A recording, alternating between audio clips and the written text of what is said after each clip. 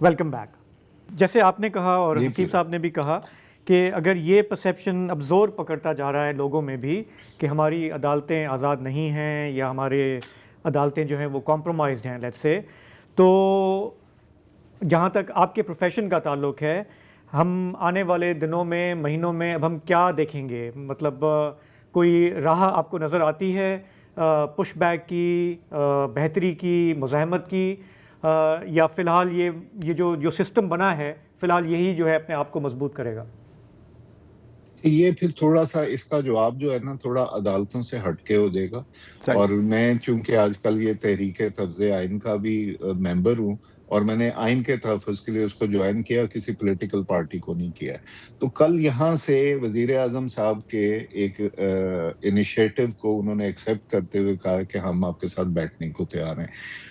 Way forward मैं आपको बताऊँ आज भी सिर्फ़ ये है कि ये सारी पॉलिटिकल पार्टीज़ एक टेबल पे बैठें, उसके साथ आप एस्टेब्लिशमेंट को भी बिठा लें, सबको बिठा लें। अल्टीमेट गोल है कि हमने इस मुल्क को आगे कैसे लेके चलना है, हम पीछे की तरफ जा रहे हैं। और उसमें फिर ये अदालत की रिफ़ॉर्म्स भी शामिल होंगी, उसमें बाकी सारी चीज़ें भी शामिल होंगी। एक मैं बात आपको बड़ी क्लियरली कह दूँ कि अब किसी जुडिशियल डिसीजन से 26वीं और आईनी तरमीम रिवर्स नहीं होगी। जैसे पहले आपने शायद देखा हो कि वो उसके बाद वो सिस्टम ख़त्म होता है तो अदालत एक फ़ैसला देती है और उसको जैसे रिस्टोर कर देते हैं पुरानी पोज़ीशन में, वो अब नहीं होगा। अगर इस मुल्क में कोई बेहतरी आएगी तो वो पार्लियामेंट में आएगी और किसी कंसेंसस के साथ आएगी। अगर आपने एस्टेब्लिशमेंट को के साथ ही काम करना है सबने, और जो मुझे किसी भी पॉलिटिकल पार्टी, जो तीनों बड़ी पॉलिटिकल पार्टी हैं, मुझे यकीन है कि ये एस्टेब्लिशमेंट के बगैर काम नहीं कर सकती या इनमें कैपेसिटी नहीं है। अगर ये इनके साथ ही काम करना चाहती हैं तो उनको एक हिस्सा दे दें और आप उसको लेकिन एक सिस्टम सर्टेनिटी का बना दें कि अदालत में जो बंदा अपना केस लेके जाए उसको उम्मीद बाकी हो। जो इस मुल्क में कोई बंदा इन्वेस्ट करना चाहे उसकी उम्मीद बाकी हो कि मुझे यहाँ पे मुझे बिजनेस मिल सकता है या मुझे नौकरी मिल सकती है।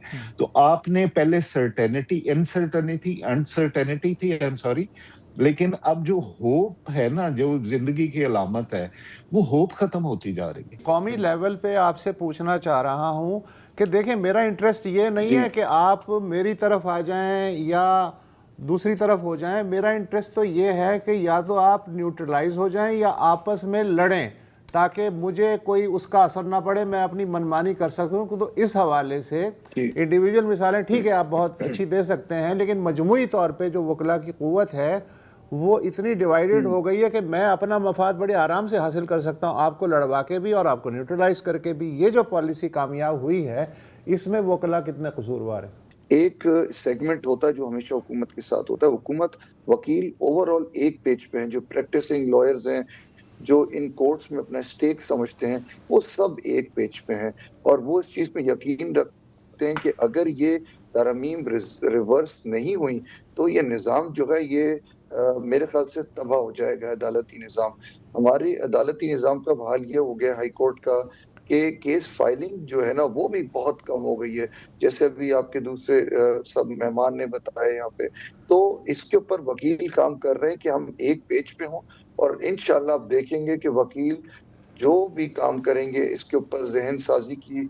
हम सिंध भर में गए, हर बार एसोसिएशन में गए, वहाँ ज़हन साजी की हमने मुहिम भी चलाई है और बड़े वकीलों में जज्बा पाया जाता है कि इन चीज़ों को रिवर्स किया जाए और इन गलत चीज़ों के खिलाफ खड़ा हुआ जाए, क्योंकि वकील इसे इलीगल समझते हैं। ठीक, अच्छा साहब, मैं वुसअत की बात को मैं थोड़ा सा आगे बढ़ाना चाह रहा हूँ।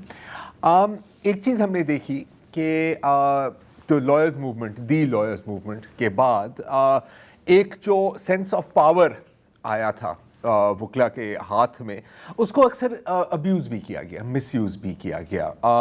हमने देखा कि अगर कोई वकला और डॉक्टर्स के बीच में लड़ाई हो जाती है तो बाकायदा पंजाब इंस्टीट्यूट ऑफ कार्डियोलॉजी पर चढ़ाई हुई थी, तोड़ फोड़ हुई थी। ये मैं एक बड़ी मिसाल दे रहा हूँ, लेकिन इसकी तरह की कई दर्जन मिसालें, या जजों के साथ कोर्ट में हज़ार चीज़ें। जस्टिस जमील के साथ ये हमने पिछले शो में ये बात डिस्कस की थी।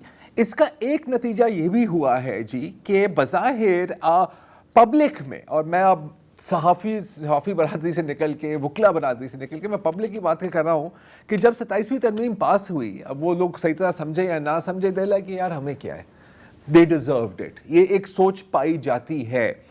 मैं आपसे ये पूछना चाह रहा हूँ as a young lawyer, as a lawyer leader, क्या कुछ थोड़ी बहुत रिफ्लेक्शन है कि कुछ हद तक जो पावर मिली थी वकला बरादरी को, it went to the head, it was misused? बिल्कुल ये रियलाइजेशन है सर कि जो हमें मुकाम मिला था वो कुछ हद तक मजरूह हुआ कुछ इंडिविजुअल्स के एक्ट्स की वजह से।